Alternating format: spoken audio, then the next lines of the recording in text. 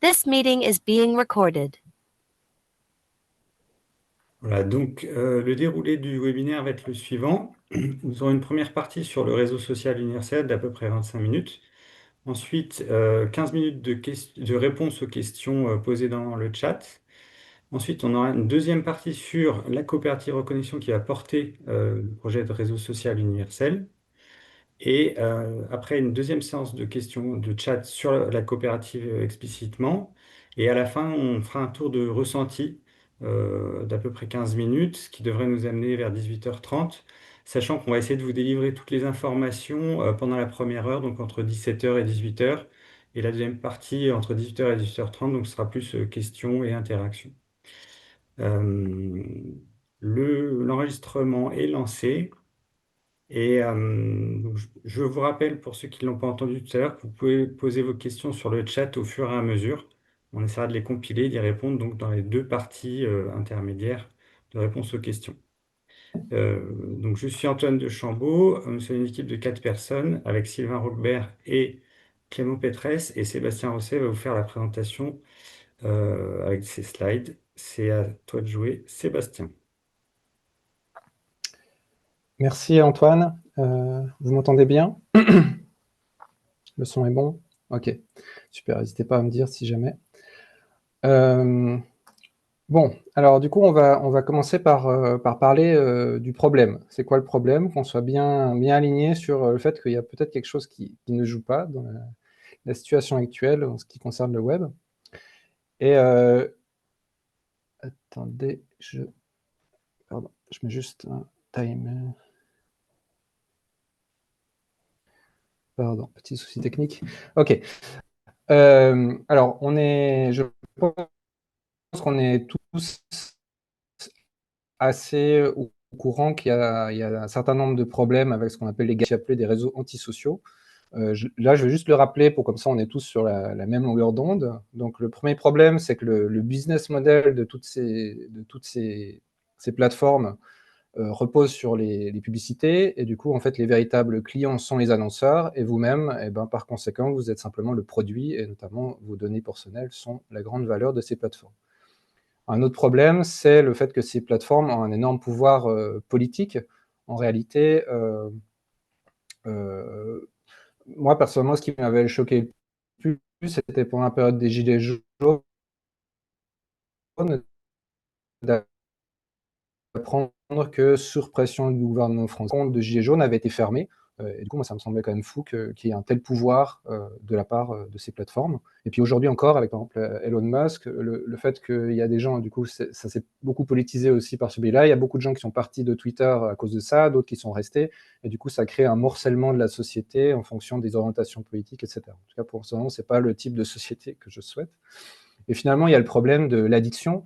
Donc là, on parle de millions de personnes qui passent 6, 7, 8 heures par jour à scroller sur des vidéos. C'est quand même un problème de société très important, et pas seulement pour les jeunes. Moi, il y a une statistique qui m'a parlé récemment, il disait que les utilisateurs de TikTok et d'Instagram, en fait, un tiers de ces utilisateurs préféraient vivre dans un monde où ces applications n'existent pas. Ce qui montre quand même qu'il y a un problème et qu'on n'est pas si libre que ça dans tout ça. Bon, alors quand on prend conscience de ce problème, le premier réflexe qu'on se dit généralement, c'est « Ah bah tiens, est-ce qu'on ne ferait pas une alternative éthique à Facebook ?» Il se trouve que depuis 20 ans, il y en a quand même un paquet qui ont essayé. Certaines de ces plateformes-là que j'ai affichées n'existent plus. D'autres essayent de survivre, mais souvent, ça ne marche pas beaucoup. La plus connue, celle où il y a le plus de financement, s'appelle Hello. Il y avait eu beaucoup de communication aussi à une certaine période, et malgré tout, elle a dû fermer il y a une année. Et c'est quoi le problème, en fait? Qu'est-ce qui empêche ces alternatives éthiques d'émerger? En fait, le problème se résume en 3 anglicismes. Le premier, c'est account fatigue. C'est un terme pour dire, grosso modo, que les utilisateurs en ont marre de se créer continuellement de nouveaux comptes sur des nouvelles plateformes. Et donc, ça pose ensuite le problème que pour toutes ces plateformes qui ont besoin de mettre en relation des personnes entre elles, elles ont besoin d'avoir un certain nombre d'utilisateurs dès le début, parce que c'est ces utilisateurs qui vont créer de la donnée. YouTube, par exemple, s'il n'y avait pas des gens qui postaient des vidéos sur YouTube, YouTube, ce serait rien du tout, quoi. Donc le contenu est produit par l'utilisateur, et s'il n'y a pas dès le début des gens qui produisent du contenu, les gens ne reviennent pas. Et du coup, ça, c'est vraiment... Alors là, du coup, c'est ce qu'on appelle le network effect ou effet réseau. Donc c'est un côté qui peut être positif quand ça marche bien, et quand ça marche pas, alors c'est catastrophique. Et finalement, à cause de ça, on arrive à une situation où, en fait, dans tous les domaines, et on va avoir seulement un gros acteur qui va se dégager et qui va finalement rassembler tout le marché. C'est ce qu'on appelle le winner takes all. Ce qu'il faut savoir aussi, c'est que ce problème, il concerne pas seulement les réseaux sociaux au sens étroit du terme, ça veut dire Facebook, Twitter, LinkedIn, etc., mais toutes les applications qui souhaitent mettre en relation des personnes. Prenons par exemple une super idée, c'est, tiens, est-ce qu'on faisait une plateforme de partage d'objets entre voisins? C'est génial comme idée, parce qu'à la fois c'est écologique, ça permet de consommer moins, on peut se partager nos outils, nos perceuses, etc. Et puis en plus, ça crée du lien entre les gens, donc c'est vraiment un truc incroyable. Il se trouve qu'il y a déjà un certain nombre de solutions qui existent, et toutes ces solutions, en fait, sont en compétition les unes avec les autres. Et au final, aucune n'arrive vraiment, pour le moment, à émerger, à devenir la solution de partage d'objets entre voisins. Moi, je sais, par exemple, que l'application Tipeee a bénéficié de plusieurs centaines de milliers d'euros de subventions d'une région. Malgré tout, ils n'arrivent pas, ils ont quand même de la peine. Et puis là, récemment, Poppins, celle qui est au centre, c'est une application qui est partie plutôt en mode start-up, avec beaucoup de communication, beaucoup de financement, je pense. Et du coup, peut-être que ça va devenir l'application où tout le monde va aller, et du coup, ça va résoudre le problème. En même temps, ça en pose d'autres, parce que si on prend un autre exemple, celui du covoiturage, là, clairement, il y a déjà le winner qui est présent, c'est BlaBlaCar, qui a environ 90% du marché. Et du coup, toutes les alternatives, tous les acteurs qui essaient de faire des alternatives, de proposer du covoiturage différemment, eh ben, ils échouent. Et il paraît qu'il y aurait 100 applications de covoiturage en France. Alors, j'ai pas essayé de compter vraiment, moi, mais en tout cas, en faisant une recherche rapide, je suis déjà tombé sur toutes ces solutions-là qui existent. Et le problème, c'est que du coup, si quelqu'un veut venir avec quelque chose d'innovant, il est bloqué parce qu'il n'a pas l'effet de réseau nécessaire. Et donc, qu'est-ce que ça signifie concrètement? Ça signifie que l'évolution du covoiturage sur la planète dépend des choix d'une entreprise. Et en plus d'une entreprise qui est une société classique, avec des actionnaires, etc. Et donc, qui, même si elle veut faire des choses bien, en même temps, au final, c'est avant tout les actionnaires qui décident. Donc, personnellement, moi, il me semble que ça pose quand même un sacré problème. Après, prenons un autre, voyons les choses aussi sur un autre angle. C'est toutes ces organisations qui existent et qui ont pour but d'essayer de créer une dynamique sur un territoire, avec du coup faire que les citoyens se rassemblent, qui portent des projets, etc. Tout ça pour aller vers une transition sociale, écologique, etc. En fait, il y a plein d'organisations qui œuvrent pour ça.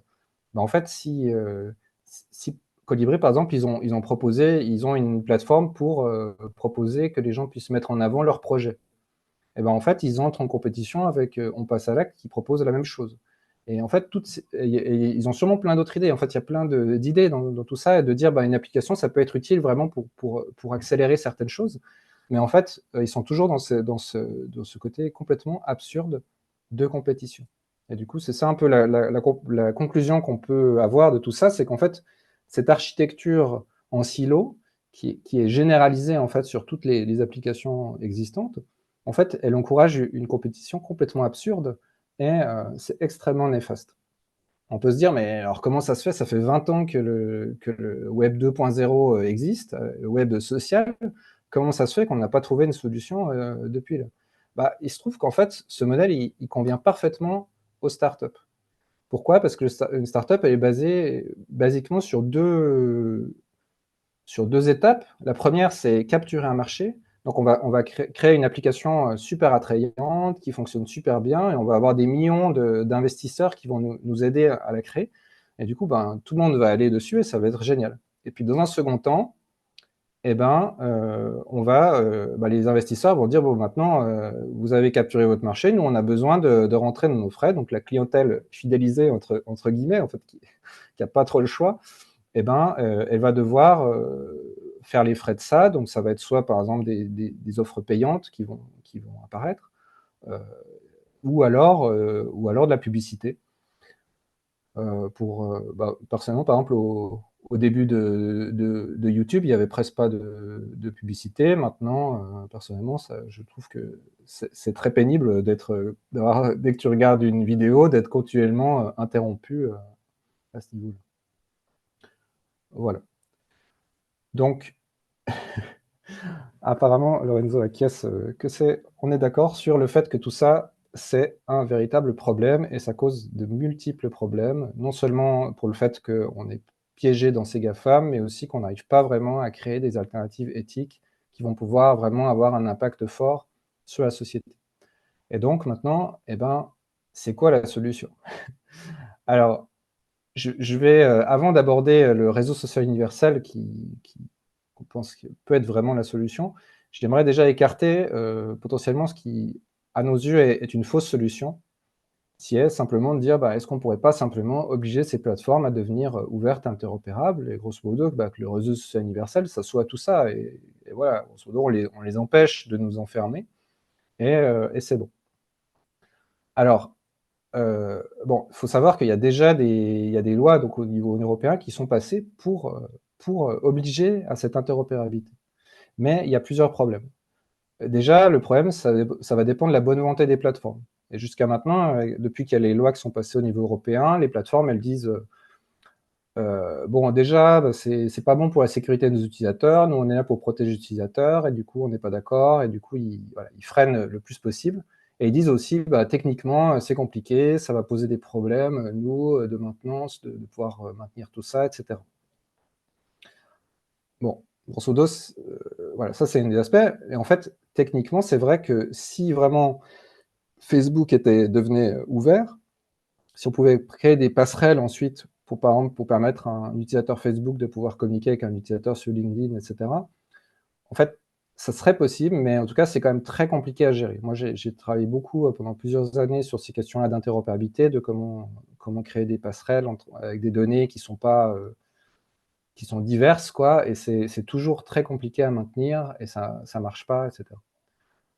Voilà. Et finalement, on peut aussi quand même se demander, est-ce qu'on a envie au final de rester sous leur contrôle, même si Facebook devient ouvert, est-ce qu'on a vraiment envie de rester la propriété de Facebook? Et donc notre avis, c'est qu'en fait, il faut vraiment mettre l'interopérabilité au cœur de la solution.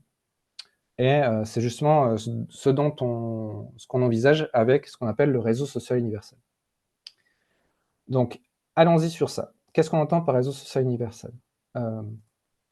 Déjà, réseau social, donc on entend bien au sens large du terme, hein. C'est pas simplement du Facebook, Twitter, TikTok, etc.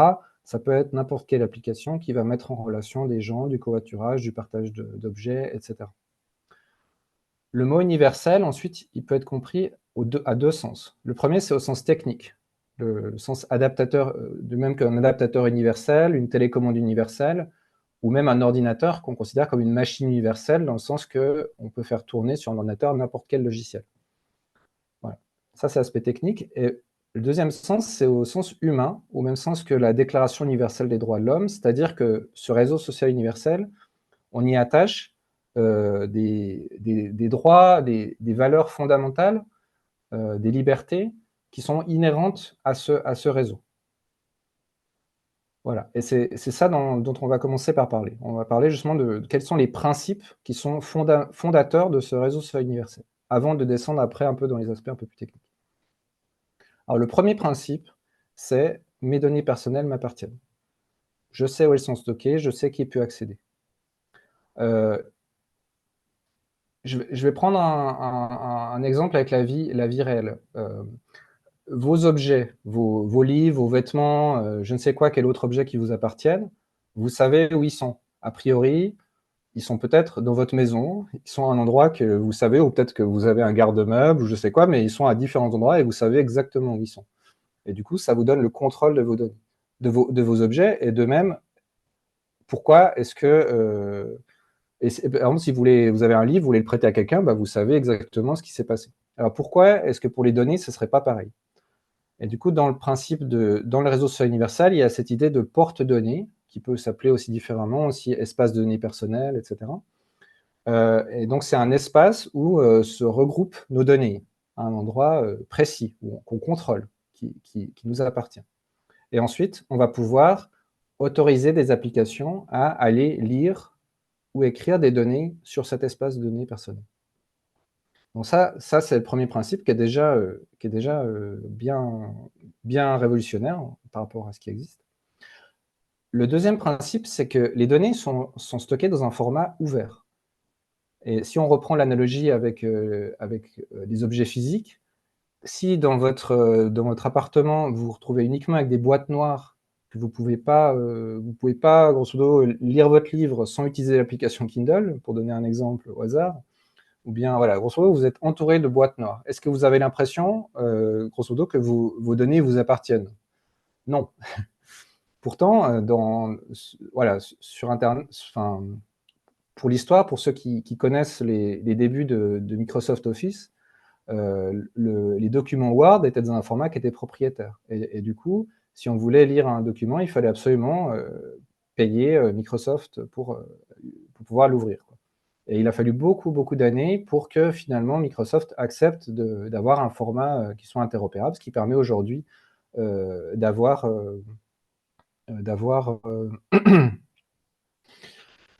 des logiciels comme OpenOffice. Voilà. Et du coup, dans le principe du réseau social universel, ça semble aussi fondamental de pouvoir aussi appliquer ce même principe. Grosso modo, toutes les données sont sur mon porte-données, mais c'est aussi important qu'elles soient enregistrées dans un format qui est ouvert, parce que ça va me permettre ensuite de pouvoir changer d'application si une application ne me plaît plus. Donc voilà, grosso modo, on peut couper l'accès à une application et donner accès à une nouvelle application. Et cette nouvelle application va pouvoir retrouver rapidement les données qui sont sur notre porte-données et du coup, on va pouvoir continuer à l'utiliser comme avant. Ça, c'est le deuxième principe. Et le troisième principe, c'est qu'on peut échanger librement avec n'importe quel utilisateur. Bon, grosso modo, on n'est pas obligé d'utiliser la même application pour pouvoir communiquer. Ça semble un peu logique. En même temps, si on prenait maintenant l'analogie de nouveau avec le monde réel, donc j'ai envie de partager un livre, mais la personne avec qui je veux la partager est dans un autre immeuble. Ah bah non, je peux pas. Je peux partager qu'avec les gens qui sont dans mon immeuble, quoi. Si c'était ça la vraie vie, vous direz, mais c'est complètement absurde, ça n'a aucun sens. Et pourtant, c'est exactement ce qui se passe actuellement. Vous êtes sur Facebook, ben, vous ne pouvez pas communiquer avec quelqu'un qui est sur LinkedIn. Et du coup, voilà. On s'est habitué à toutes ces absurdités, mais en fait, l'idée, voilà, c'est de remettre un peu les choses dans le bon ordre et de ce qu'on s'attendrait, en fait, dans un monde qui serait normal, en fait, on va dire. Voilà. Alors, pour essayer de synthétiser ça, on peut dire, grosso modo, dans le réseau social universel, il y a moi et mes données. Elles sont à un endroit, je sais qu'est-ce qu'il y a là, je les contrôle. Après, autour de moi, il y a un réseau, il y a des personnes avec qui je peux librement communiquer. Et ce réseau, là aussi, il fait partie de mes données, c'est-à-dire que je peux garder ce lien, je ne perds pas le lien si j'utilise autre chose. Voilà, ce réseau m'appartient de cette manière, c'est mon réseau de personnes qui m'entourent. Et autour de ça, je peux utiliser des applications qui vont me permettre d'interagir avec mon réseau, avec toutes les personnes de mon réseau. Et du coup, de faire plein de choses ensemble sans avoir besoin de se recréer de compte. Et chaque fois, on va pouvoir retrouver les personnes qui sont dans nos contacts.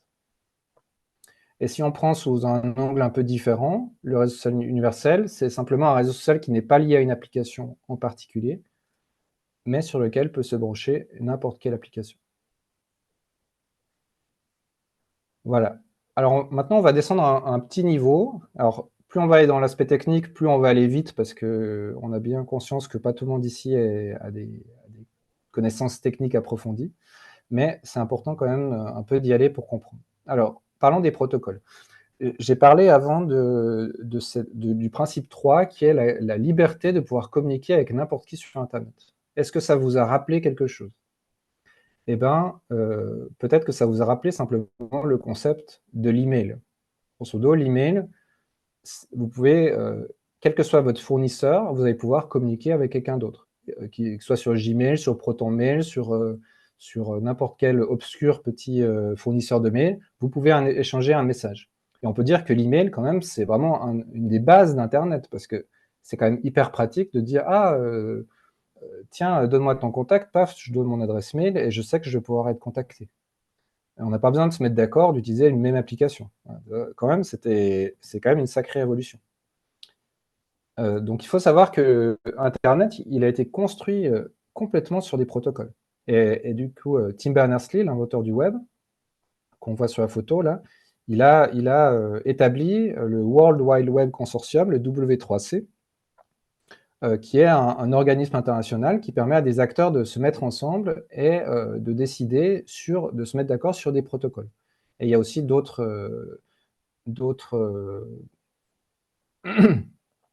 organismes comme l'Internet Society. Voilà, donc tout ça, ça a permis de nous permettre d'avoir par exemple des serveurs web avec des navigateurs et que tout ça soit compatible et qu'on puisse utiliser différents navigateurs, etc. Ça ne s'est pas fait sur un coup de baguette magique, c'est parce qu'il y a des gens qui se sont mis ensemble et qui se sont mis d'accord sur comment ça fonctionne, et notamment sur l'email, qui a permis de dire, bon, voilà, on veut envoyer un mail, qu'est-ce qu'il y a besoin, le serveur, pour qu'il envoie un message à un autre, voilà, des choses en fait assez simples, mais il faut quand même qu'on se mette autour de la table et qu'on discute. Il se trouve qu'il y a 7 ans, le W3C, donc ce consortium, a sorti un standard qui s'appelle ActivityPub. Ça permet de faire du réseau social décentralisé, un peu sur le même principe que l'email. Grosso modo, les utilisateurs ont une adresse qui ressemble un peu à une adresse mail, qui n'est pas une adresse mail, mais voilà, ça ressemble, qui est liée à leur serveur. Donc, ils peuvent être sur différents serveurs.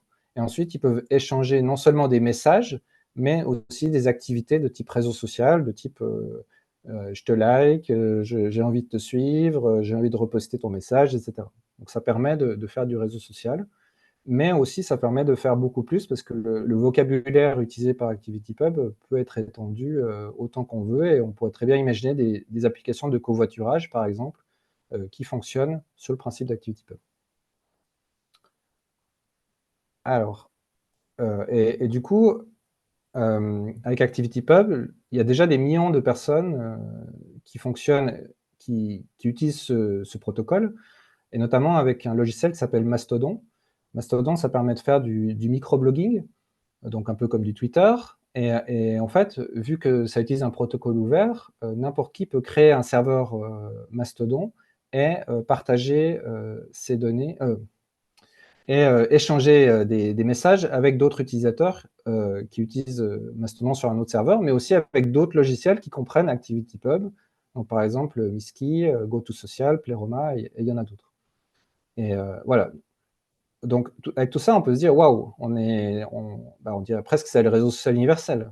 Mais malheureusement, il y a quand même des limitations à ça, et j'aimerais les aborder rapidement.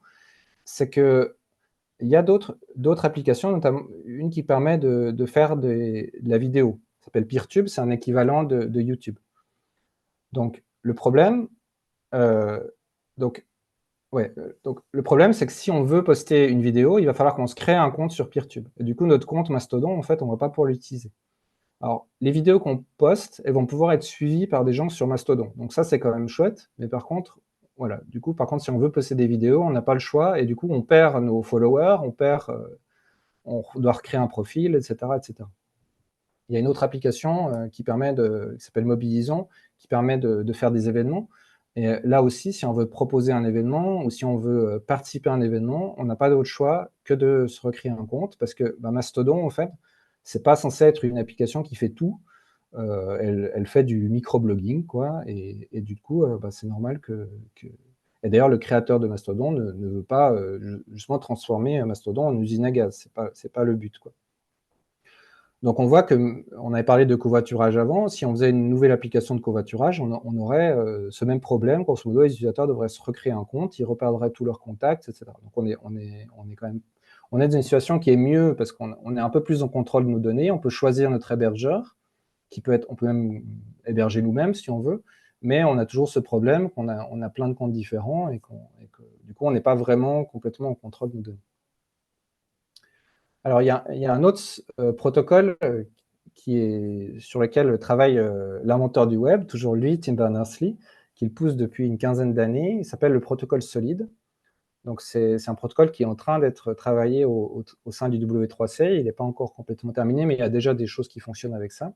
Et l'idée de base, c'est simplement de reprendre le contrôle sur nos données. Et pour l'expliquer rapidement, grosso modo, c'est plutôt que nos données soient dispersées sur des dizaines, des centaines d'applications et de serveurs, on va se créer un espace données personnel, un porte-données, on appelle pod en anglais, et dessus, ensuite, on va permettre à des applications de pouvoir enregistrer des données dessus. Bon, ça vous rappelle forcément le premier principe des réseaux sociaux du réseau social universel dont j'ai parlé avant. Et donc, on voit que avec Solid, on peut respecter ce principe-là, que mes données personnelles m'appartiennent.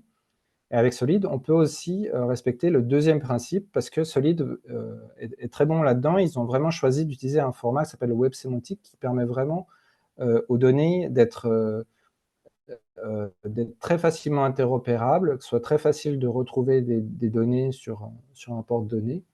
Et du coup, pour ça, c'est parfait. Et finalement, pour ce qui est de l'échange libre entre utilisateurs, eh ben, le protocole ActivityPub permet de le faire par cette. Voilà, on est en train d'arriver au bout. On va parler un petit peu d'implémentation. D'abord, je souhaite préciser que la coopérative reconnexion n'est pas attachée à un logiciel en particulier. Notre but, c'est pas de pousser juste un logiciel, parce qu'en fait, on a la même perspective que Tim Berners-Lee quand il a inventé le web, c'était qu'il y ait le maximum de serveurs web, de gens qui proposent des manières de faire des sites web, et un maximum de navigateurs, c'est-à-dire des clients qui sont capables de pouvoir naviguer sur le web. Et c'est ce qui s'est passé. Il y a eu toute une série de navigateurs et de serveurs qui sont déployés. Et nous, c'est la même idée. C'est grosso modo, plus il y aura d'implémentation, plus ça va donner de la stabilité à l'ensemble. Bon, l'important, c'est quand même que les protocoles soient compatibles, qu'ils puissent se comprendre. Donc, bah, ça, c'est un peu un problème. Mais voilà, donc du coup, le cœur, c'est vraiment les protocoles plutôt que les implémentations. Alors, la bonne nouvelle, c'est quand même que depuis 3 ans, on a travaillé sur une implémentation qui combine justement ces deux protocoles, ActivityPub et Solid, avec cette notion de pod, donc de porte-données. Actuellement, au sein du W3C, ces protocoles, ils sont séparés parce qu'ils ont été inventés par des groupes de travail différents. Mais actuellement, nous, on est en train de travailler avec différentes personnes pour pouvoir intégrer ActivityPub dans Solid et que ça devienne, du coup, que ça s'intègre dans le standard. Pour l'instant, on est les seuls à le faire, mais ça va évoluer. Et grosso modo, cette solution, elle est pas parfaite parce on était quelques développeurs à travailler là-dessus, donc il y a encore du boulot, il y a des problèmes, etc. Mais ça permet quand même de faire des applications. Et du coup, depuis 3 ans, on a des applications qui fonctionnent sur ça. Et donc, n'importe quel développeur peut venir et proposer son application. D'ailleurs, entre parenthèses, ActivityPod, c'est aussi un framework, c'est-à-dire que c'est un outil qui facilite la création d'applications. J'aimerais aussi vous partager un autre logiciel qui, à mon avis, pourrait être vraiment la solution peut-être ultime pour ce qui est le réseau social universel, c'est Nextgraph. C'est un logiciel qui est sorti l'automne dernier et qui est porté par un développeur qu'on connaît très bien, qui est d'ailleurs présent à ce webinaire, qui s'appelle Nico.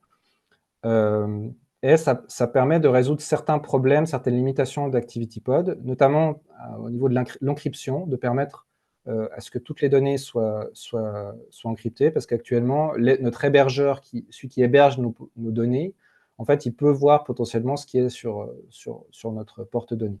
Donc, ce n'est pas vraiment super bien. En plus, avec Nextgraph, il y a la possibilité d'avoir un hébergement distribué, donc ça permet aussi de mettre moins de poids sur les hébergeurs.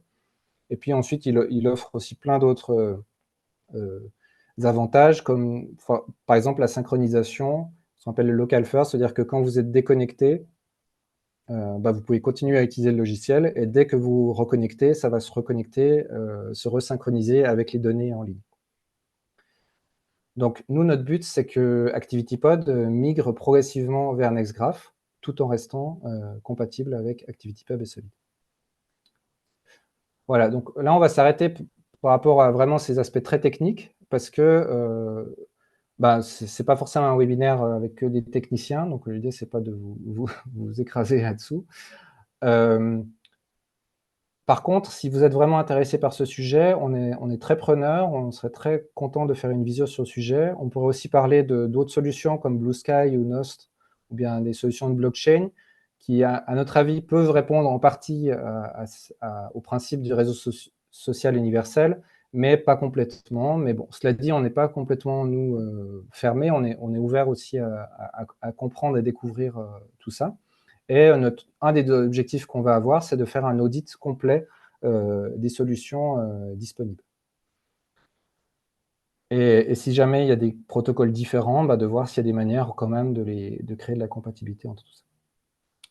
Voilà, avant qu'on passe aux questions, je vais parler brièvement des applications, parce que comme j'ai dit, avec ActivityPub, on a créé un certain nombre d'applications depuis 3 ans, et une d'elles est Bienvenue chez moi.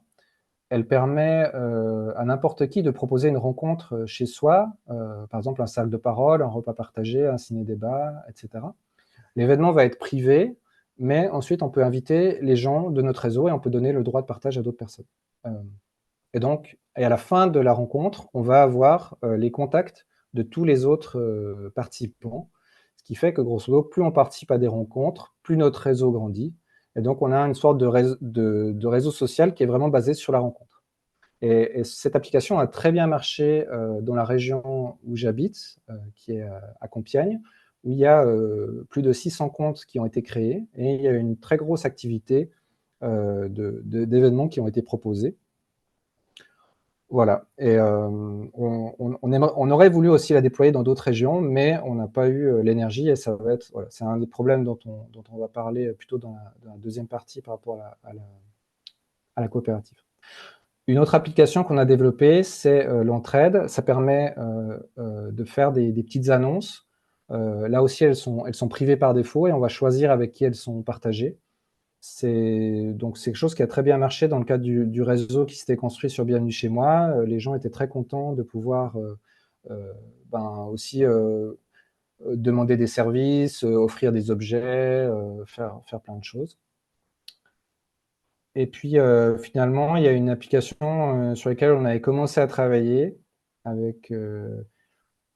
avec Jean Daniel, qui est peut-être ici, et on n'a pas réussi à avancer plus que ça, mais l'idée, c'était d'avoir une cartographie en fait, des compétences qui se trouvent sur un territoire, de pouvoir s'auto-évaluer sur nos compétences, mais quand même d'avoir d'autres personnes qui peuvent nous recommander, sans donner des notes sur nos compétences, mais simplement nous dire si, oui, je suis d'accord, effectivement, cette personne a cette compétence. Ça, c'est une application qui a été très demandée sur Compiègne. Malheureusement, on a complètement manqué de moyens pour avancer sur ça. On était beaucoup trop occupés sur d'autres choses. Et du coup, c'est pour ça que, Reconnexion, ça fait partie des solutions qu'on voit pour réussir à résoudre ce problème. Voilà. C'est tout pour la première partie. Du coup, je donne la main à Antoine. Oui, merci Sébastien. C'était peut-être un petit peu long, mais on va essayer de rendre ça un peu plus interactif. Il y a eu quelques Ouais, questions disons. dans le chat. Alors, pas mal de questions de Ancelin.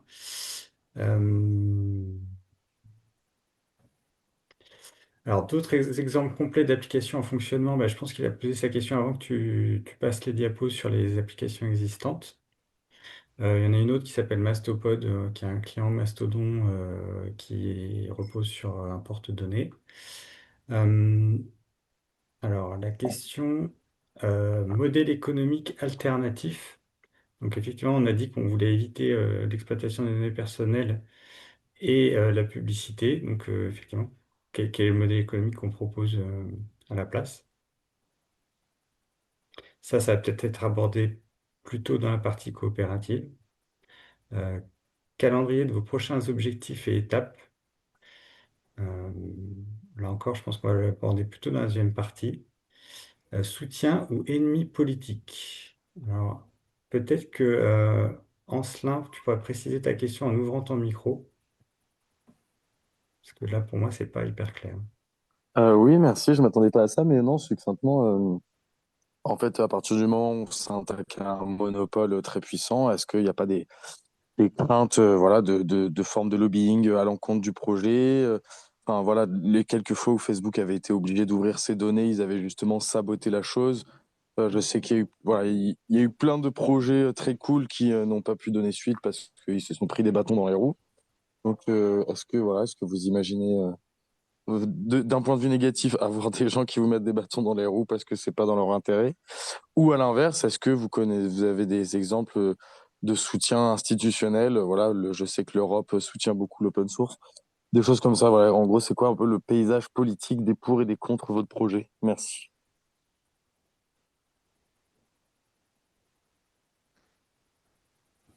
Euh, Peut-être par rapport à l'Europe, ce que je peux dire, c'est que donc l'Europe, oui, elle a bien compris qu'il y avait un problème quand même avec le pouvoir que pouvaient avoir les GAFA, notamment par le fait qu'ils sont soit américains, soit chinois. Et du coup, ils promeuvent le concept de data space, des espaces de données, en fait, qui correspondent, c'est cet esprit aussi de porte-données, quoi. C'est une autre manière de le présenter. Et donc, du coup, ils avancent sur ça, à leur manière, bon, un peu à la manière de l'Union européenne, c'est-à-dire avec un gros appareil technocratique. Donc, on ne sait pas trop ce qui va en sortir, mais en tout cas, il y a de l'énergie qui est mise sur ça.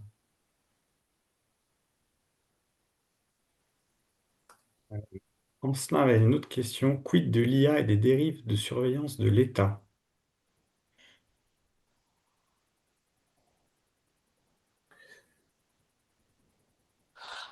Non, pareil, c'est une question de contexte. Vu qu'aujourd'hui, le principal financement dans les nouvelles technologies est concentré sur ce sujet, quelle est le position? Peut-être c'est une question pour la deuxième partie, mais pour moi, c'est relié. Est-ce que le positionnement politique et technique, enfin, comment vous vous positionnez par rapport à l'IA? Et pareil, est-ce que vous imaginez devoir aussi se protéger d'éventuelles attaques, changements réglementaires, par exemple? Enfin, voilà, les messageries cryptées, elles ont sauté sur Salesforce sans même payer de bas politiques autour. Donc, pareil, est-ce qu'il n'y a pas un risque de changement de législation?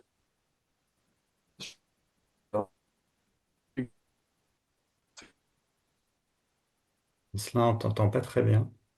Est-ce que Sébastien, tu veux juste répondre rapidement sur l'IA et la surveillance? Je ne sais pas trop, l'IA. Pour moi, l'IA, c'est un autre problème et une autre. C'est comme un peu le Web3, avec tous les trucs de blockchain, etc. En fait, on essaie d'apporter des solutions alors qu'on n'a même pas la base. La base est mauvaise, quoi. Et du coup, ça peut aller que dans une mauvaise direction. Donc pour l'instant, je pense que le plus important, c'est d'essayer de réparer le Web 2.0. C'est mon point de vue. Et après, on verra bien avec tout ça s'il y a des choses qu'est-ce qui arrive, quoi. Mais il faut un peu prendre les problèmes les uns après les autres, quoi, on va dire. Je pensais qu'il y a une question qui est quand même intéressante, si ça n'a pas été clair, de Barthélemy, qui demande si on crée un compte dans l'application A, est-ce que l'on peut l'utiliser dans l'application B? Alors oui, c'est vraiment ça le principe. C'est aussi, pour l'utilisateur, il y a vraiment deux avantages. Il y a le fait qu'il est en contrôle de ses données, donc il sait vraiment où elles sont et qui y a accès. Et c'est surtout ce fait qu'on évite de devoir continuellement se recréer de nouveaux comptes, de devoir remettre son profil, etc. Du coup, si on déménage, on va devoir mettre à jour nos données sur 40 sites différents. Et non seulement on garde notre profil, mais on garde aussi l'ensemble de nos données euh, qui peuvent être utilisées par différentes applications, en fait, en fonction. Mais là, euh, ce que je veux dire, c'est qu'après, on peut donner accès aux données, mais on va pouvoir quand même autoriser. Donc, on va savoir si une application, elle dit, ben, moi, j'ai besoin de pouvoir lire tes contacts, eh ben, on va dire, OK, je suis OK pour te les donner, quoi. Ça ne va pas être un truc où on donne un accès complet à l'application. Et voilà. Et puis, dernière chose qui est gardée, c'est le réseau, quoi. Donc, simplement la toile, en fait, qu'on a créée de relations. En fait, si on regarde actuellement nos usages, on a un réseau qui est sur WhatsApp, un réseau qui est sur Matrix, un réseau qui est sur Facebook, un réseau qui est sur LinkedIn. Et tous ces réseaux, en fait, ils ne communiquent pas entre eux. Et du coup, il y a des gens avec qui on communique par ce biais-là, des gens qui communiquent par un autre biais. Et puis il y a des gens, ah tiens, on pourrait communiquer par WhatsApp. Ah non, j'ai pas WhatsApp parce que je suis contre Facebook. Bah oui, on comprend, mais en même temps la famille, voilà, ils sont sur WhatsApp, etc. Donc en fait, c'est un casse-tête pas possible. Merci Sébastien, on a beaucoup de questions, alors on va enchaîner. Il y a Nella qui demandait est-ce que Bienvenue chez moi est toujours actif? Donc ça, je peux répondre que oui.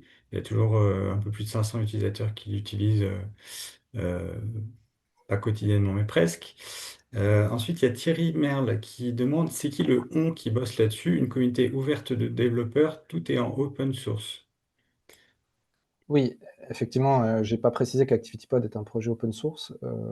Et actuellement, on est 3 développeurs principalement à travailler euh, là-dessus, plus quelques personnes qui contribuent de manière plus occasionnelle. Et on fait quand même tout pour avoir une documentation. Voilà, c'est un vrai projet open source qui permette à d'autres personnes de venir et de contribuer. Merci Sébastien. Hum.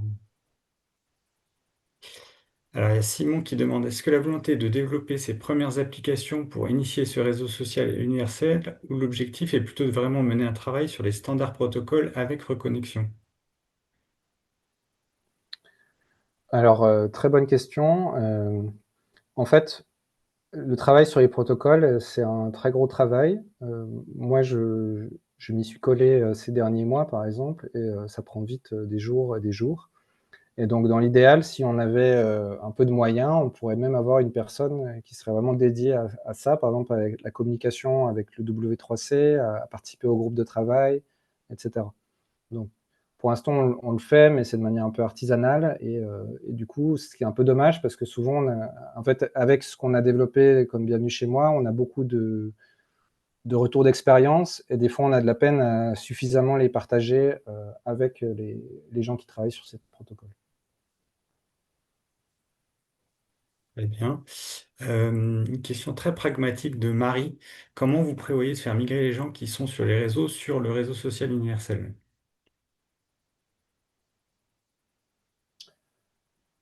Ça, c'est quelque chose qui pourra se mettre en place au fur et à mesure. En fait, c'est pas forcément très compliqué de mettre en place une moulinette, surtout que maintenant, justement, les réseaux ont de plus en plus d'obligations d'interopérabilité. Donc, à partir du moment où les données, elles sont exposées, donc même dans un format un peu bordélique, eh ben, on peut potentiellement faire tourner ça et puis grosso modo, mettre tout ça dans un espace de données. D'ailleurs, je crois que c'est en France, Cozy Cloud, ils ont un peu fait ça, justement, de donner la possibilité de rapatrier des données qui sont sur différentes plateformes, les mettre à un même endroit. Du coup, c'est des choses qui, techniquement, sont faisables. Très Peut-être qu'on va bien. devoir passer Est-ce après sur la suite. Juste, je peux rajouter parce que c'était pas la réponse que tu as faite correspondait pas vraiment. Alors ma question était mal formulée.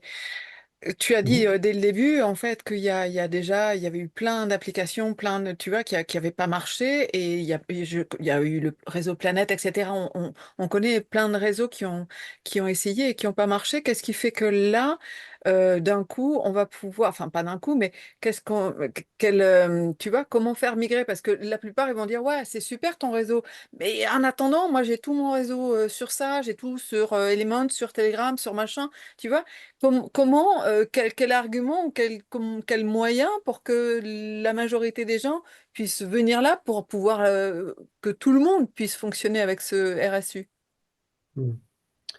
Bon, après, oui, c'est toujours un peu ce problème de dire, bon, il y a un problème avec tout ça, donc tout, la proposition, c'est de faire un nouveau compte. Et je dis, ah non, mais on est justement fatigué de créer de nouveaux comptes. Donc c'est vrai qu'on présente comme ça. L'idée, c'est plutôt que, en fait, les gens, ils se créent un compte à un moment parce qu'ils ont un besoin, et du coup, par exemple, bah, Bienvenue chez moi, c'est actif dans leur région, et du coup, ils se créent un compte. Et puis après, petit à petit, ils commencent à utiliser d'autres applications. Donc c'est un peu, l'idée, c'est plutôt d'aller dans ce côté un peu viral où, en fait, tu commences à créer un compte sans même t'en rendre compte, et puis petit à petit, tu commences à pouvoir utiliser plein de choses différentes. Donc c'est pas forcément l'idée de faire une grosse migration, mais plutôt d'y aller comme ça, de manière un peu en sous-marin, on va dire.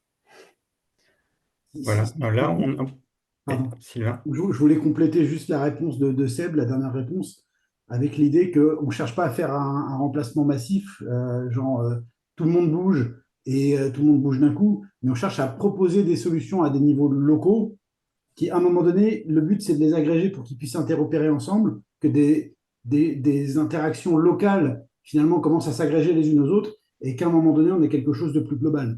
Donc, il y a pas de stratégie agressive d'essayer de remplacer Facebook du jour au lendemain. Je pense que c'est important de le dire un peu dès le début, que c'est pas ça, c'est pas crédible de faire ça, quoi. Mm. Voilà. Voilà. Bon, je vous remercie pour toutes les questions. On n'a pas pu répondre à toutes les questions. On doit absolument aborder la deuxième partie qui est la coopérative reconnexion. On essaiera de répondre aux questions après le webinaire.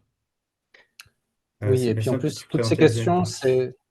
c'est aussi précieux pour nous parce que ça nous permet, on pourra peut-être aussi y répondre plus tard, d'autres manières, etc. Donc c'est aussi précieux pour ça. Est-ce que vous voyez mon écran? Ouais, c'est bon? Ok, alors, la coopérative reconnexion. Donc, donc l'idée, c'est de vous parler de pourquoi on veut faire cette coopérative et comment on va s'y prendre. D'abord, j'aimerais préciser que le projet ActivityPub, Pod, là, donc le projet logiciel, il a reçu des financements d'une fondation hollandaise qui s'appelle NLNet depuis déjà plusieurs années et il continue de recevoir de l'argent. Donc en fait, sur la base technique d'ActivityPod, on a quelque chose qui tournait plutôt bien et qui avance. Voilà. Par contre, ce qu'on a réalisé au fil du temps, c'est qu'en fait, il n'y avait aucune énergie qu'on arrivait à mettre pour vraiment améliorer les applications existantes. Donc, Bienvenue chez moi a été créé il y a 3 ans et depuis, il n'y a eu pratiquement aucune amélioration. Même chose pour l'entraide. Et puis, les idées de nouvelles applications, eh ben, on n'a pas pu les développer parce que il n'y avait pas d'énergie, il n'y avait pas de moyens, il n'y avait pas de développeurs, etc. Et puis aussi, on a vu que Bienvenue chez moi, c'était un super concept, mais pour pouvoir l'exporter et que ça soit utilisé dans d'autres régions, ça demandait quand même pas mal d'énergie. Et là aussi, on manquait d'énergie. À un moment, on a essayé de créer un collectif euh, qui tournait de manière bénévole pour essayer de porter les applications, mais on a vu que ça ne fonctionnait pas. Les gens n'avaient pas suffisamment d'énergie, ils étaient fatigués, etc., etc. Et en fait, notre conclusion de tout ça, c'est que on a besoin d'avoir des moyens à la hauteur de l'ambition du projet. Vous avez compris, les OCA universels, c'est quand même potentiellement une révolution complète du web, et du coup, ça ne peut pas se faire comme ça de manière trop légère. Et du coup, il y a une année, on a décidé, j'ai décidé d'intégrer un incubateur qui s'appelle Itera. Et ensuite, ensuite j'ai été rejoint par Antoine, du coup, qui est là, Clément et Sylvain. Donc voilà, on est aujourd'hui les 4. Et depuis une année, du coup, on a travaillé pour créer cette coopérative. Et on est content d'annoncer que d'ici à quelques semaines, on va pouvoir déposer les statuts pour qu'elle soit créée de manière officielle. Alors, la première chose qu'on a faite quand on s'est rassemblés, une des premières choses, c'était d'écrire notre raison d'être. Et donc c'est ça qu'on a coécrit, c'est faciliter l'émergence d'un réseau social universel favorisant la rencontre, l'entraide et la coopération. Il se trouve que c'est le titre de ce webinaire un peu, donc je pense qu'il n'y a rien de vous choquera là-dedans. Je tiens à faire remarquer que le concept de réseau social universel, c'est un concept qui est complètement nouveau et on a mis du temps à y arriver. C'est Clément qui a eu cette idée et ça nous a permis comme ça de résumer, de simplifier les idées en un concept, en un terme unique, on va dire. Voilà, donc notre raison d'être était claire, mais après, il y avait quand même la question du modèle économique. Comment est-ce qu'on va faire pour fonctionner? Parce que si on veut faire une coopérative, c'est quand même une entreprise, et voilà, l'idée, c'est quand même d'avoir des flux d'argent. Et du coup, la solution la plus simple, ça aurait été simplement d'être dans un modèle de prestation vers de clients qui nous demanderaient, j'ai besoin de faire telle ou telle application, et puis on est payé, et puis voilà, et ça serait simple. Mais bon, nous, on aime bien faire des choses compliquées, peut-être. Non, c'est surtout qu'on a réalisé que ça allait créer un certain nombre de problèmes. Déjà, les applications qu'on allait développer, elles risquaient de répondre seulement à un besoin très spécifique du client. Il y avait des grandes chances qu'il n'y ait pas vraiment d'interopérabilité avec des autres applications, qu'il n'y ait pas un besoin d'interopérabilité. Du coup que même la notion de réseau social universel n'est pas vraiment de sens. Et puis, il y avait aussi la question de la survie de l'application qui, quand ça dépend d'un seul acteur, voilà, ça peut être arrêté parce qu'il n'y a plus d'argent ou parce que l'acteur fait faillite ou je ne sais quoi. Et du coup, on avait un peu un risque de se retrouver avec un cimetière d'applications. On fait plein de trucs, mais il n'y a pas grand-chose qui marche. Et surtout, les applications vraiment qui pourraient être au cœur et qui pourraient vraiment permettre de rendre visible l'intérêt du réseau social universel, en fait, elles ne seraient toujours pas développées dans ce modèle. Donc on s'est dit, il faut qu'on prenne les choses d'un autre point de vue, et on a décidé du coup d'aller sur cette stratégie qui est de rassembler une communauté d'acteurs pour réaliser ensemble un écosystème d'applications qui soit vraiment social, interopérable, innovante, puis je dirais aussi qui fonctionne bien pour les utilisateurs. Donc voilà, rassembler des acteurs en premier. Et qu'est-ce qu'on veut dire par réaliser ensemble? Alors ça peut se manifester, on peut le voir de cette manière-là, c'est-à-dire des acteurs, ils viennent avec des idées, des besoins, et ensemble, ils se mettent d'accord pour imaginer une application qui va répondre à ces besoins. Ensuite, une fois que la maquette ou le projet est suffisamment clair, ils vont pouvoir communiquer dessus pour essayer de trouver des financements, soit avec des campagnes de crowdfunding ou des subventions, ou alors en mettant, si c'est des organisations, chacun peut mettre un peu dans le pot pour pouvoir financer l'application.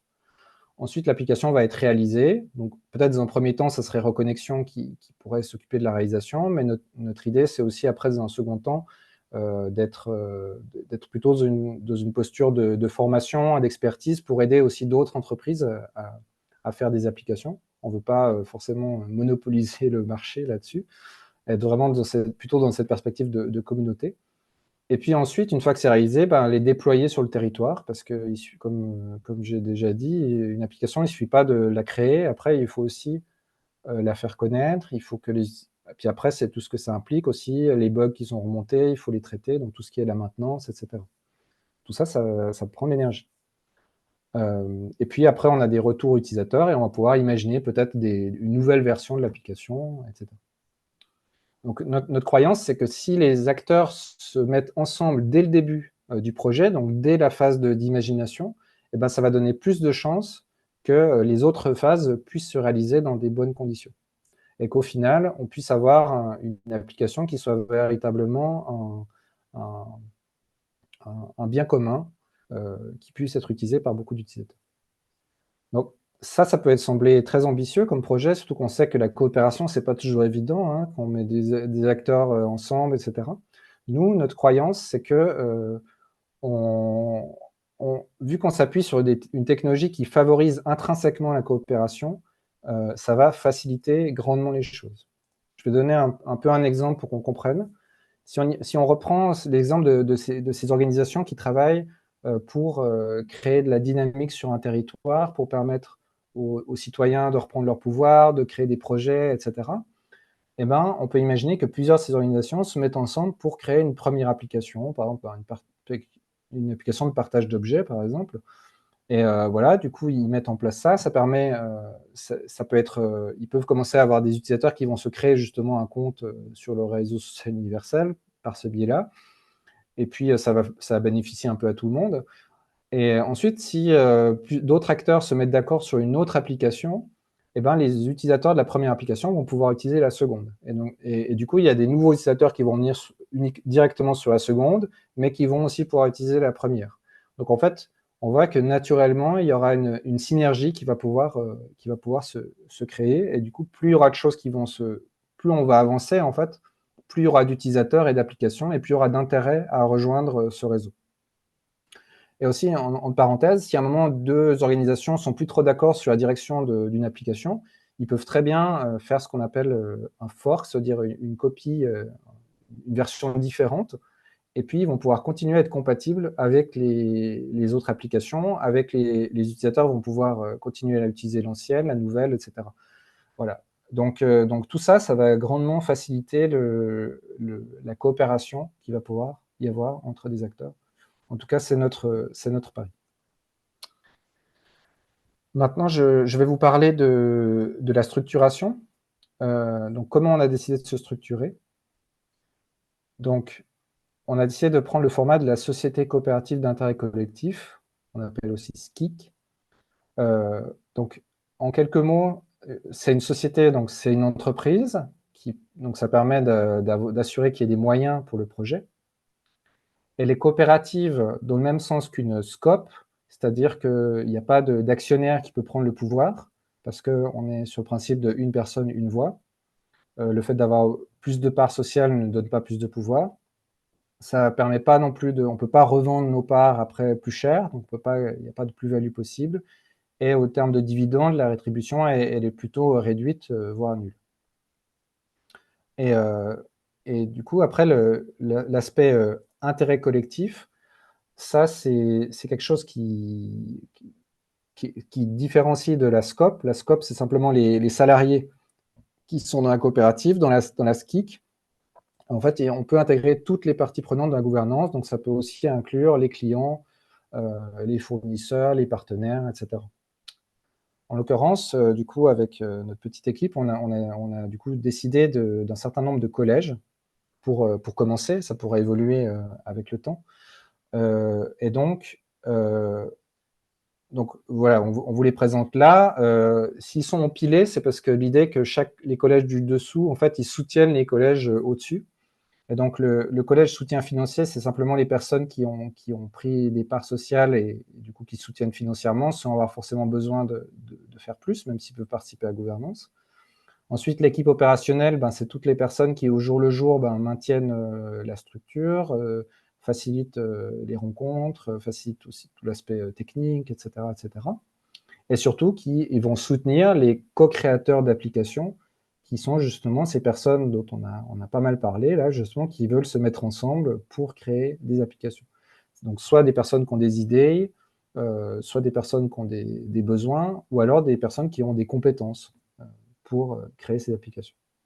Et finalement, le collège des bénéficiaires, tout en haut, c'est simplement les usagers des applications, mais ça peut être des usagers aussi des super usagers, dans le sens des personnes, par exemple, qui mettent beaucoup d'énergie pour déployer Bienvenue chez moi sur leur territoire, par exemple.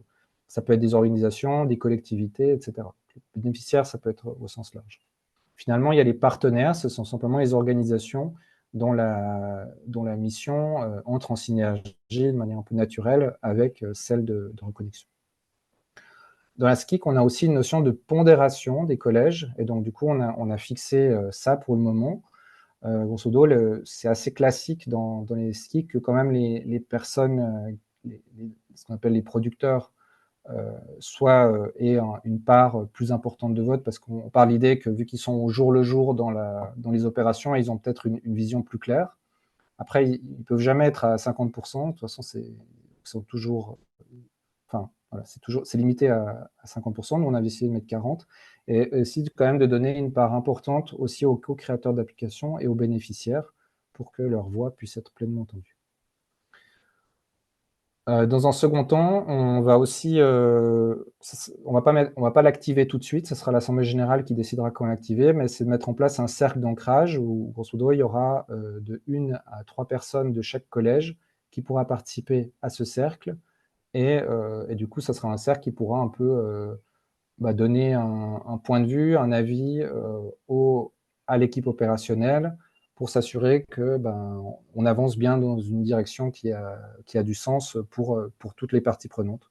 Donc ça permet d'avoir un peu plus d'impact que si on a simplement une assemblée générale, donc c'est une fois par année, on se rassemble, on discute. Là, ça permet d'avoir des réunions qui sont plus régulières et avoir un investissement du coup plus important de la part des différents collèges. En interne, donc au niveau de l'équipe opérationnelle, on a décidé de fonctionner en holacratie. Ça permet de faire une gouvernance partagée. Donc, c'est une des formes de gouvernance partagée qui existent. Il y a un principe de constitution, c'est-à-dire, grosso modo, une fois qu'on adopte l'holacratie, les règles qui s'appliquent sont celles de l'holacratie et elles sont. Plus personne ne devient au-dessus des règles, quoi. Donc, c'est un peu comme le principe même dans les démocraties, on est censé avoir ce principe-là qui ne s'applique pas vraiment. Voilà, et puis dans la holacratie, ce qui nous a aussi intéressé, c'est que c'est quand même assez orienté sur l'efficacité, sur l'agilité, même si c'est aussi quand même le cas de toutes les formes de gouvernance partagée. Et notamment dans les rôles, donc là c'est des rôles qu'on a établis, des rôles qui peuvent être aussi des cercles d'ailleurs, Et on a décidé voilà, de commencer sur ces rôles-là, mais en fait, dans l'holacratie, il y a l'idée qu'on va adapter les rôles de manière très, très régulière en fonction des besoins, en fonction de ce qui se passe. Voilà. Donc, on est parti sur des premières hypothèses, on va dire, et ensuite, en fonction des gens qui vont arriver dedans, et ben, on va pouvoir, cette gouvernance va pouvoir s'adapter, se modeler en fonction des personnes qui nous rejoignent. Voilà, donc en gros, depuis une année, à 4 principalement, on a posé les bases d'une organisation qui soit le plus possible ouverte et écosystémique pour pouvoir permettre maintenant au maximum d'acteurs de pouvoir le rejoindre et participer à ce projet. Et donc vous êtes les bienvenus, et là je vais finir, donc on arrive au terme du webinaire, et je vais finir juste sur du coup de quelle manière, si le projet vous a parlé, cette notion de réseau social universel, la coopérative, si ça vous a parlé, comment est-ce que vous pouvez contribuer, soit en tant qu'individu, soit en tant qu'organisation. Alors, la première option, bah, c'est un peu la plus simple, la plus évidente, c'est de devenir sociétaire. Donc, excusez. Donc, c'est prendre une part sociale. Donc, les parts sociales sont de 10 €, mais on a mis un minimum à 50 €. Ce minimum, il est quand même assez bas. On a voulu faire ça pour que ça soit accessible un peu à n'importe qui. Mais quand même, s'il y a la possibilité de mettre plus, par exemple 100 €, ben, c'est quand même quelque chose qui sera très apprécié. Il faut savoir que le choix de faire une coopérative, ce n'est pas un choix qui est aisé du tout. On n'a pas accès aux business angels, on n'a pas accès aux investisseurs. Grosso modo, dans une coopérative, les investisseurs, c'est vous. Si vous croyez au projet, ben, vous pouvez mettre quelque chose.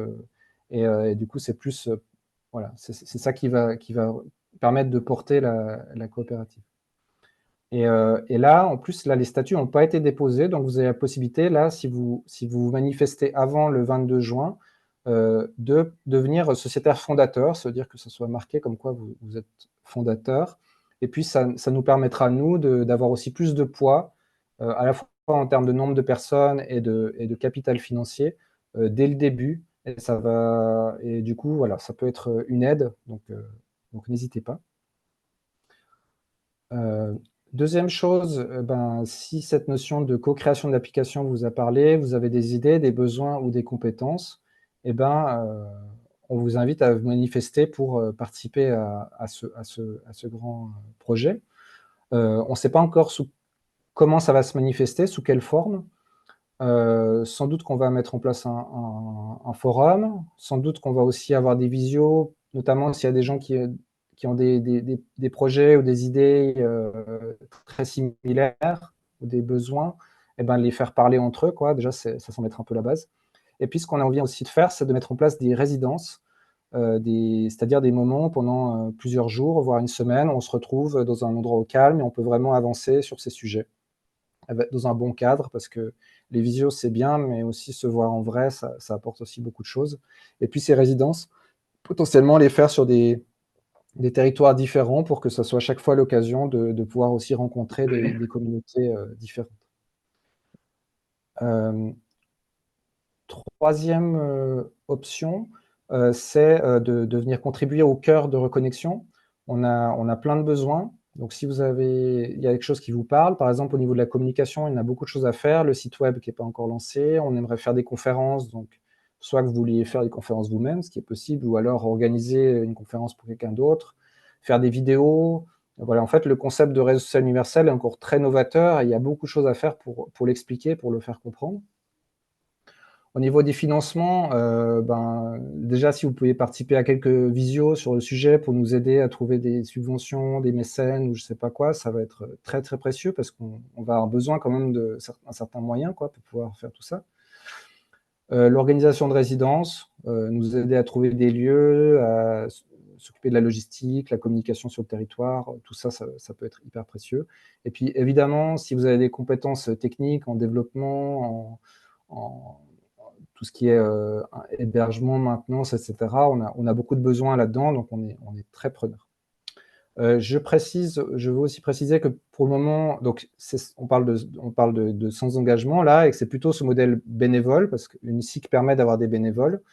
Mais notre but, c'est pas de garder, de rester là-dedans. Le but, c'est quand même justement de faire venir de l'argent et de pouvoir rétribuer de la juste manière les personnes qui vont contribuer. On est bien conscient de problème du burn-out associatif, etc. Donc, notre but, c'est vraiment de sortir de ça. Mais pour l'instant, on peut bien sûr pas faire de promesses. Et donc, il y a un investissement de départ qui est ce qu'il est.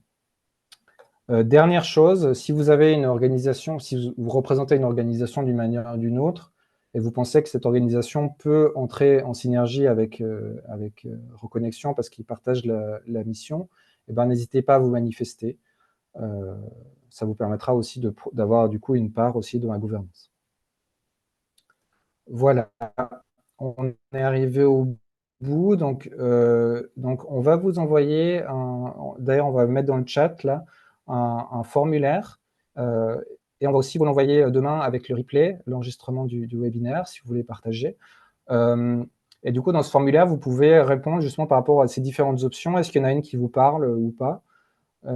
Et une des options qu'on propose aussi à la fin, c'est de proposer un temps d'un échange d'une demi-heure qui permettrait de se connaître un peu, parce que bon, vu que là on est quand même pas mal, on va pas avoir le temps vraiment de faire connaissance.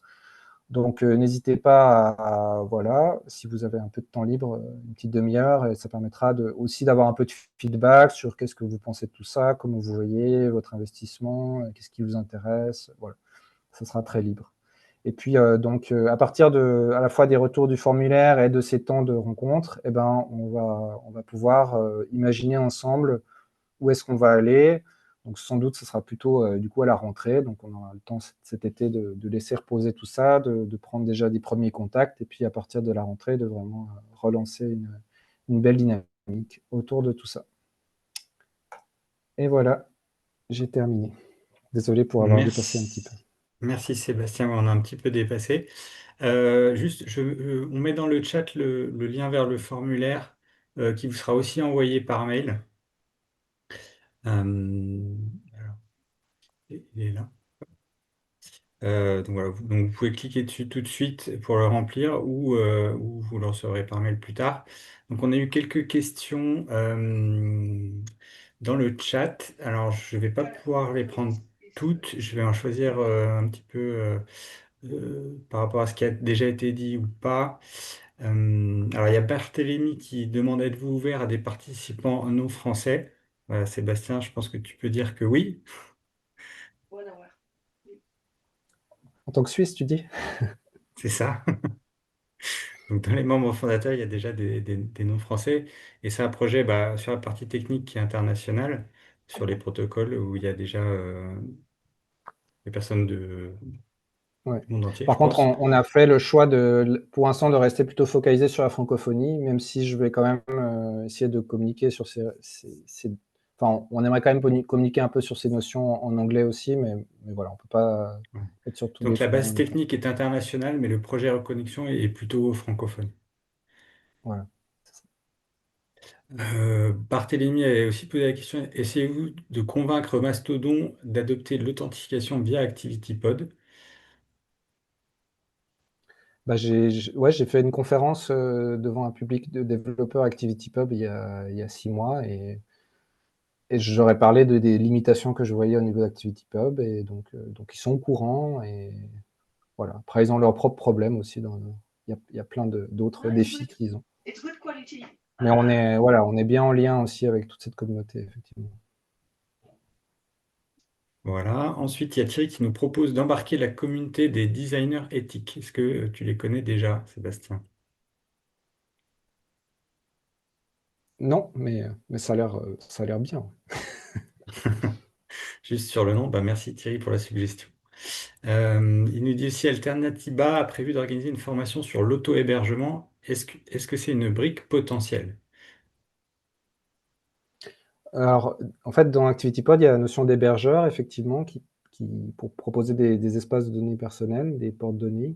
Et nous, on a tout fait pour que ce soit le plus facile possible. Donc, peut-être qu'effectivement, ça peut être une brique importante surtout si l'idée, ce serait vraiment qu'il y ait le maximum d'hébergeurs un peu partout, et que du coup, on puisse être dans un hébergement très local, en fait. Et soit parce que, voilà, du coup, avec des gens de confiance, grosso modo, la personne qui héberge mes données, c'est quelqu'un que je connais et en qui j'ai confiance.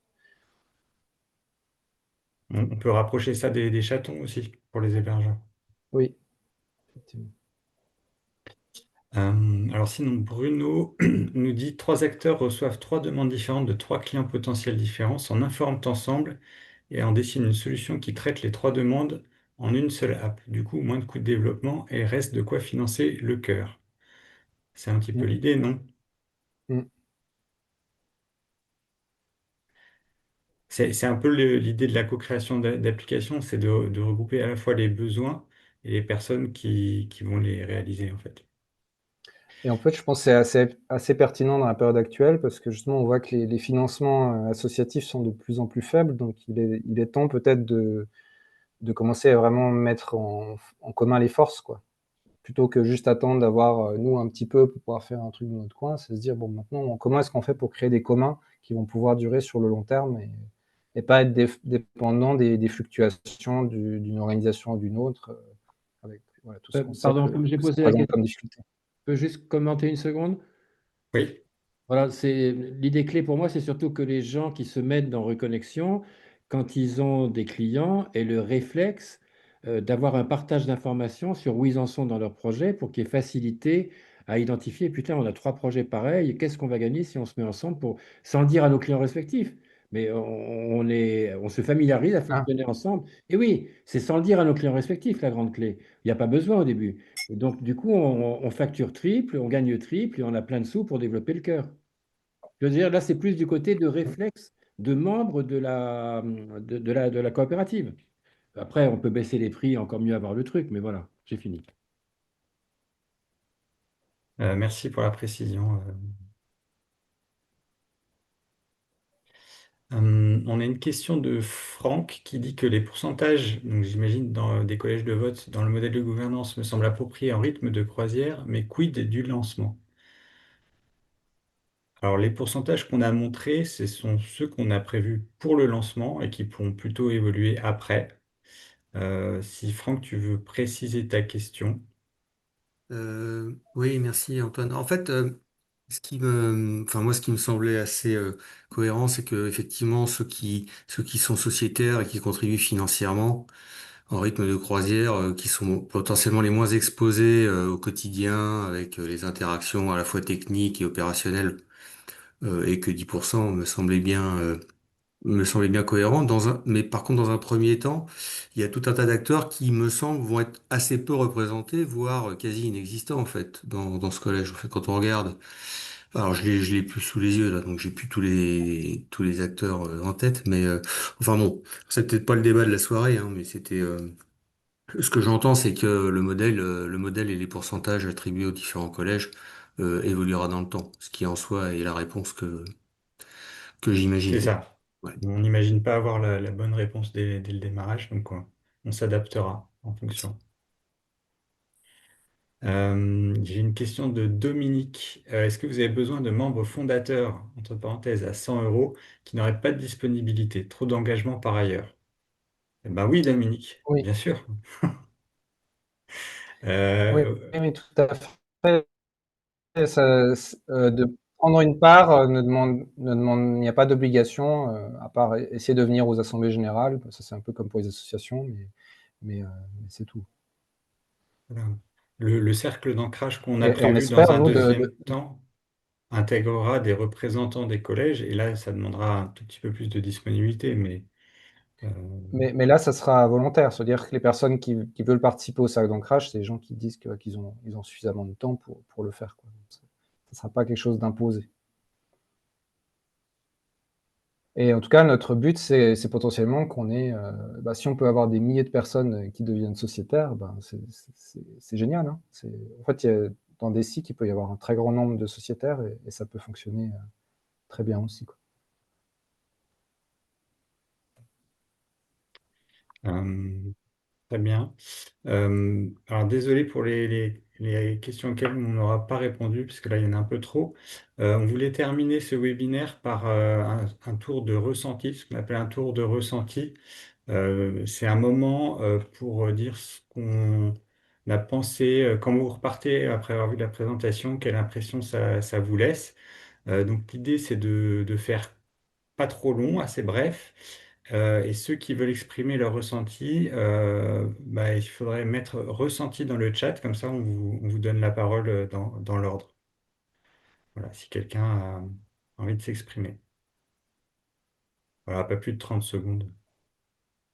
Alors il y a Bruno qui veut parler. Vas-y, Bruno.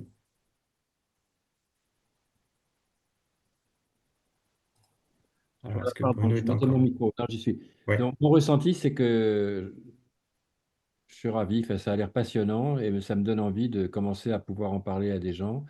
Du coup, s'il y a même les PowerPoint, enfin, la vidéo, ce que vous nous passerez, et de le faire circuler. Bravo, voilà, merci, j'ai fini. merci Bruno. Euh, Il y a Eva qui veut exprimer son ressenti. Oui, merci. Je suis arrivée en retard car j'habite à l'étranger, donc j'ai mal calculé le décalage horaire, pardon. Donc c'est un ressenti, de la fin de votre présentation que j'ai trouvé excellente. Je suis très heureuse de tout ce que j'ai entendu. J'ai envie de devenir, sociétaire. Hem et puis, oui, s'il y a moyen de peut-être, recevoir le début, je sais pas s'il y a un replay, j'aimerais bien comprendre depuis le Oui, début, mais je oui, suis très il y aura un curieuse. replay. OK, Il y merci. En aura- tout cas, c'est super. Merci. il y a Lorenzo qui veut s'exprimer. Oui, ressenti, commentaire, prochain petit pas. Il y avait plus de 100 personnes qui étaient inscrites.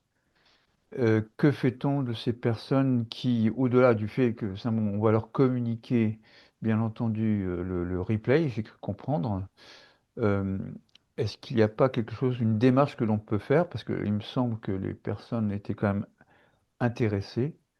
Et donc, à ce titre-là, bien entendu, tu le sais, Sébastien, moi, je suis prêt à être partie prenante concernant tout ce qui touche à la diffusion. Merci Lorenzo. Euh, il y a B. Wurtz. Alors, je ne connais pas le prénom. Qui veut s'exprimer maintenant? Oui, c'est Blandine. Bonjour à tous. Moi, je suis enchantée parce que du coup, c'est un projet super innovant et puis c'est un sacré challenge que vous vous lancez. Je trouve ça super intéressant.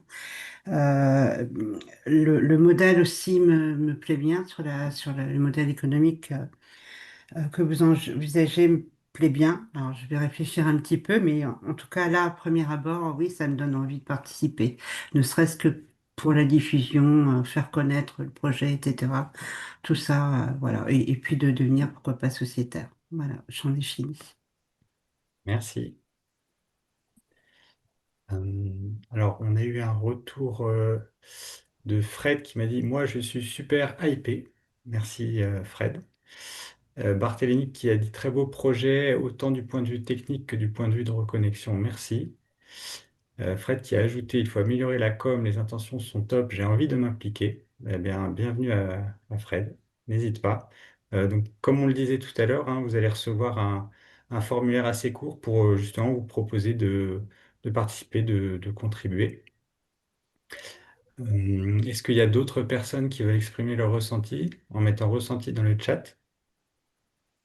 Sinon, peut-être juste en prenant la parole.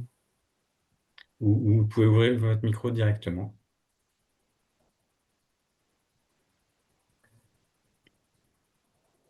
Ouais. Mais n'hésitez pas, ouais, l'idée c'est juste dire voilà comment vous repartez de ça, est-ce que ça vous a parlé, est-ce que ça vous a interpellé, est-ce que vous repartez avec beaucoup de questions ou plus confus ou voilà, ça nous intéresse, nous ça peut nous aider aussi pour la suite. Ouais, Moi, je veux bien dire, donc Leïla, non, la présentation pour moi était vraiment très claire et comprendre effectivement qu'il n'y a pas de passage entre les différents réseaux sociaux et que là, c'est au contraire ça que vous permettez, ça sera pour moi une grande avancée, mais justement, est-ce que ça sera possible une fois que ce sera mis en place? Et c'est ça que j'ai un peu moins compris, de relier le compte, pour ceux qui en ont, Facebook, LinkedIn, tous ces gros réseaux sociaux, TikTok, machin, et de les embarquer dans cet annuaire-là ou pas? Enfin, voilà, ça, j'ai moins compris. Merci. Et en tout cas, c'était une belle présentation pour le reste. Merci, Léna. Euh, eh ben, on va dire qu'on arrive au terme du webinaire. On vous remercie à tous, les 31 participants qui sont encore présents à cette heure-là. J'espère que la présentation vous a plu. On compte vraiment sur vous pour répondre au formulaire qu'on va vous envoyer.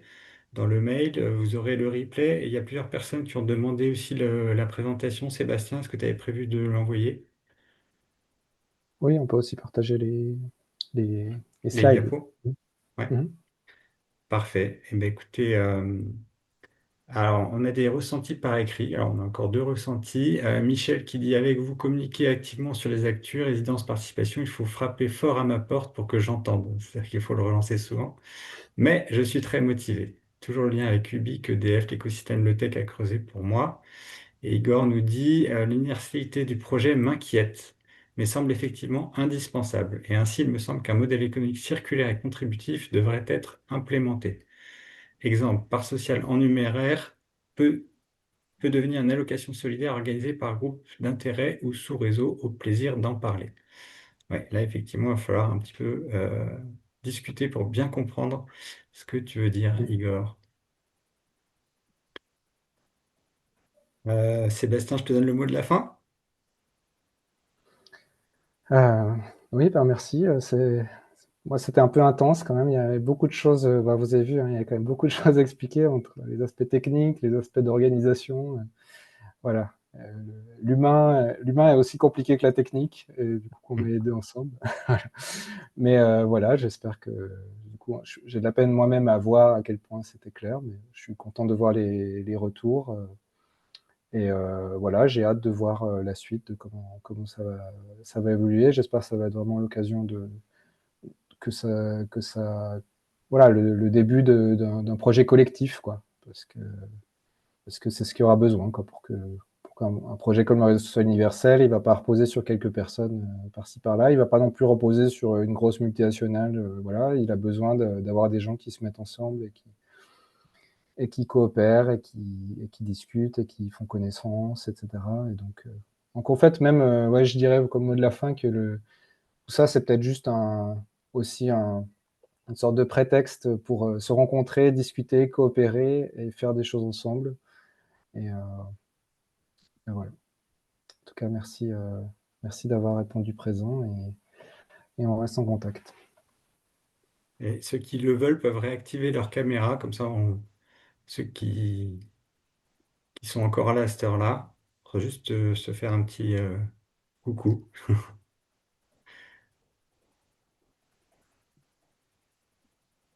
Voilà.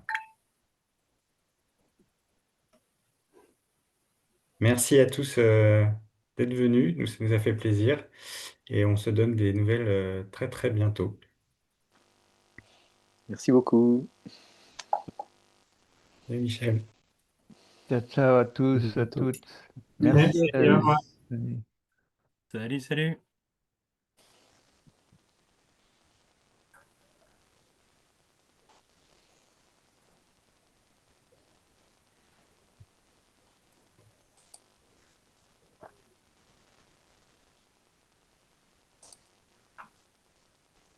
Pour info, ma vidéo refuse de revenir. Bon, mais l'intention y est, c'est le principal. Et Aura aussi apparemment une caméra bloquée.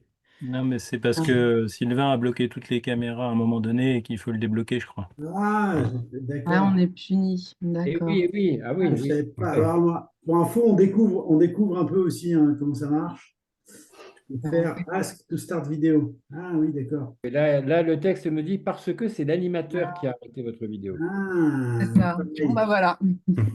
Ouais, du coup, Aura est revenu le jour d'après. c'est ça. Ah, moi, il cette veut fois, toujours pas. j'ai vu Ah un bah peu voilà, plus. Bruno. Ah, bah, il a voulu. Il m'a dit non, mais il est revenu.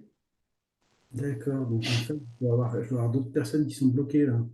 Ouais, moi non plus. Mais de toute façon, on est que 10, hein. Oui. Oh, Yannick. Hello. Là. Coucou. Hello, Aura. Comment tu vas? Bien, bien, bien. Ça grandit bien ici, hein. Même Lorenzo qui est là. Vous voulez continuer un petit off après, en arrêtant le recording? Je pense que c'est Ouais, d'assez on peut rincé. arrêter. Ouais. On peut arrêter. Sébastien, on va te faire des massages à distance. Déjà, je vais couper l'enregistrement si tout le monde est d'accord. Ouais. Ouais, vas-y, Allez, on vas-y. dit au revoir à l'enregistrement. Au revoir à l'enregistrement. Salut. Allez, bye.